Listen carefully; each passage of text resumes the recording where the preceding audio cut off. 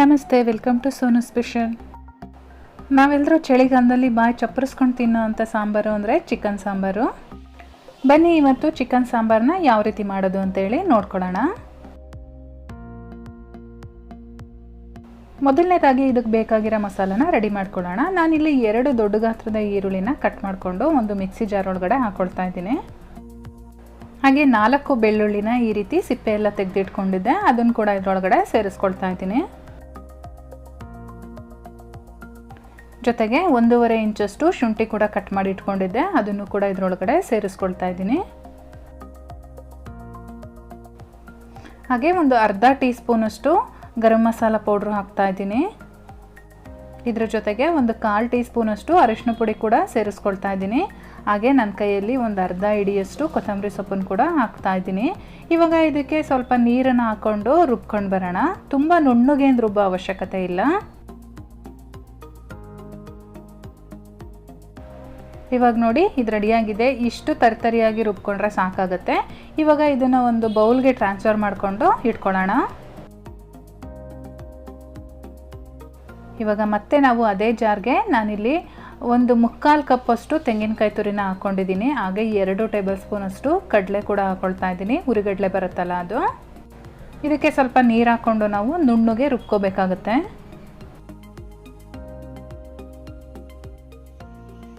ನೋಡಿ, ಇವಾಗ ಇದು ಕೂಡ ರೆಡಿಯಾಗಿದೆ. ನೋಡಿ, ಇಷ್ಟು ನುಣ್ಣಗೆ ರುಬ್ಕೋಬೇಕು. ಇದು ನಮ್ಮ ಸೈಡಲ್ಲಿ ಎತ್ತಿಟ್ಕೊಂಡಿರೋಣ.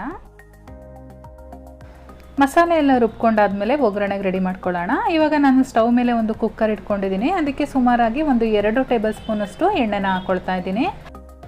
ಎಣ್ಣೆ ಬಿಸಿ ಆದಮೇಲೆ ನಾವು ಮುಂಚೆನೇ ಈರುಳ್ಳಿ ಎಲ್ಲ ರುಬ್ಬಿಟ್ಕೊಂಡಿದ್ವಲ್ಲ ಈರುಳ್ಳಿ ಮಸಾಲ, ಅದನ್ನು ಇದರೊಳಗಡೆ ಸೇರಿಸ್ಕೊಳ್ಳೋಣ. ಇವಾಗ ಇದ್ರದ್ದು ಹಸಿ ವಾಸನೆ ಎಲ್ಲ ಹೋಗಬೇಕು, ಅಲ್ಲಿವರೆಗೂ ನಾವು ಫ್ರೈ ಮಾಡ್ಕೋಬೇಕಾಗುತ್ತೆ. ಮಸಾಲೆದು ಹಸಿ ವಾಸನೆ ಹೋದ್ಮೇಲೆ ನೋಡಿ ಕಲರ್ ಚೇಂಜ್ ಆಗಿದೆ. ಈ ಟೈಮಲ್ಲಿ ನಾವು ತೊಳೆದಿಟ್ಕೊಂಡಿರ್ತೀವಲ್ಲ ಚಿಕನ್ನು, ಅದನ್ನು ಇದರೊಳಗಡೆ ಸೇರಿಸ್ಕೊಳ್ಳೋಣ. ನಾನಿಲ್ಲಿ ಸುಮಾರಾಗಿ 1 kg ಚಿಕನ್ ಹಾಕ್ತಾ ಇದ್ದೀನಿ. ನಾವಿವಾಗ ಸುಮಾರಾಗಿ ಒಂದು 10 ನಿಮಿಷಗಳ ಕಾಲ ಈ ಒಗ್ಗರಣೆಲೇ ಚಿಕನ್ನ ಬೇಯಿಸ್ಕೋಬೇಕಾಗತ್ತೆ. ಒಂದ್ಸರಿ ಈ ರೀತಿ ಚೆನ್ನಾಗಿ ಎಲ್ಲನೂ ಮಿಕ್ಸ್ ಮಾಡಿಕೊಂಡು ಈ ಟೈಮಲ್ಲೇ ನಾವು ರುಚಿಗೆ ಎಷ್ಟು ಬೇಕಾಗುತ್ತೋ ಉಪ್ಪು ಅಷ್ಟು ನೋಡಿ ಹಾಕ್ಕೊಳ್ಬೇಕು.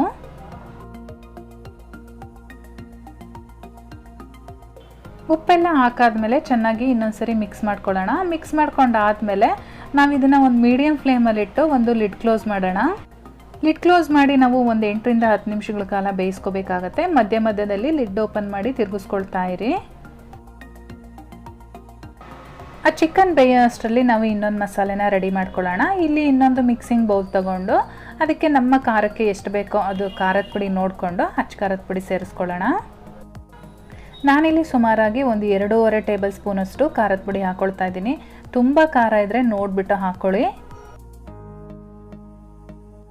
ಇದ್ರ ಜೊತೆಗೆ ನಾನಿಲ್ಲಿ 5 ಟೇಬಲ್ ಸ್ಪೂನು ಸಾಂಬಾರ್ ಪೌಡ್ರ್ ಹಾಕ್ಕೊಳ್ತಾ ಇದ್ದೀನಿ.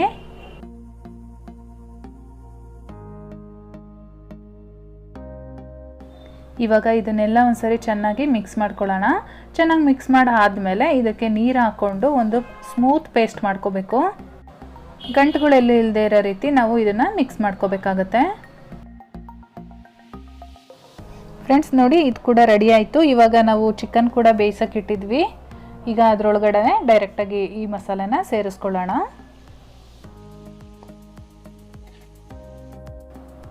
ಈ ಮಸಾಲೆ ಎಲ್ಲ ಸೇರಿಸ್ಕೊಂಡಾದ್ಮೇಲೆ ಒಂದ್ಸರಿ ಮಿಕ್ಸ್ ಮಾಡ್ಕೊಳ್ಳೋಣ. ಜೊತೆಗೆ ಆ ಬೌಲಲ್ಲಿ ಮಸಾಲೆ ಎಲ್ಲ ಮಿಕ್ಕಿರುತ್ತಲ್ವ, ಅದರೊಳಗಡೆ ನೀರು ಹಾಕ್ಕೊಂಡು ಅದನ್ನು ಕೂಡ ಇದರೊಳಗಡೆ ಹಾಕ್ಕೊಳ್ಳೋಣ.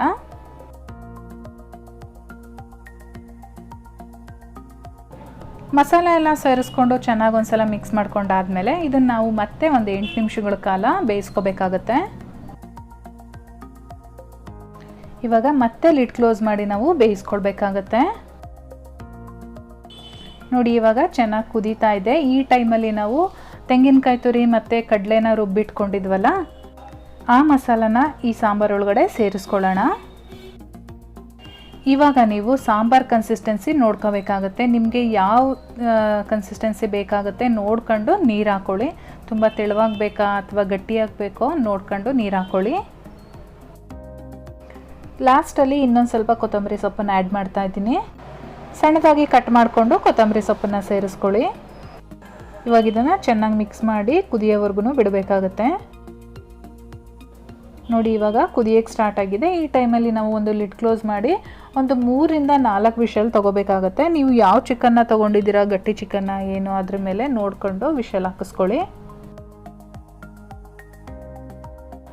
ನಾನಿಲ್ಲಿ 4 ವಿಷಲ್ ಹಾಕಿಸ್ಕೊಂಡಿದ್ದೀನಿ. ಇವಾಗ ಲಿಡ್ ಓಪನ್ ಮಾಡ್ತಾ ಇದ್ದೀನಿ. ಬನ್ನಿ ಸಾಂಬಾರು ಯಾವ ರೀತಿ ಆಗಿದೆ ನೋಡೋಣ.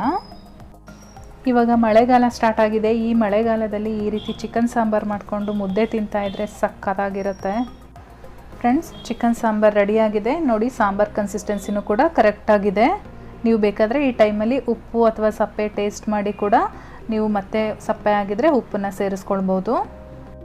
ಇವತ್ತು ನಾನು ಮಾಡಿರೋ ಈ ಚಿಕನ್ ಸಾಂಬಾರು ರೆಸಿಪಿ ನಿಮಗೆಲ್ಲ ಇಷ್ಟ ಆಗಿದರೆ ದಯವಿಟ್ಟು ಲೈಕ್ ಮಾಡಿ, ಹಾಗೆ ನಿಮ್ಮ ಫ್ಯಾಮಿಲಿ ಮತ್ತು ಫ್ರೆಂಡ್ಸ್ ಜೊತೆ ಶೇರ್ ಮಾಡ್ಕೊಳ್ಳಿ. ಹೇಗೆ ಬಂದಿದೆ ಅಂತೇಳಿ ನನಗೆ ಕಮೆಂಟ್ ಮಾಡಿ ತಿಳಿಸಿ. ಹಾಗೆ ಇನ್ನೂ ನನ್ನ ಚಾನಲ್ನ ಸಬ್ಸ್ಕ್ರೈಬ್ ಮಾಡ್ಕೊಂಡಿಲ್ಲ ಅಂದರೆ ಈ ಕೂಡಲೇ ದಯವಿಟ್ಟು ಸಬ್ಸ್ಕ್ರೈಬ್ ಮಾಡ್ಕೊಳ್ಳಿ. ಮತ್ತೆ ನಾನು ಸಿಗ್ತೀನಿ ಇನ್ನೊಂದು ಈಸಿ ರೆಸಿಪಿಯೊಂದಿಗೆ. ಅಲ್ಲಿವರೆಗೂ bye bye, take care, thank you for watching.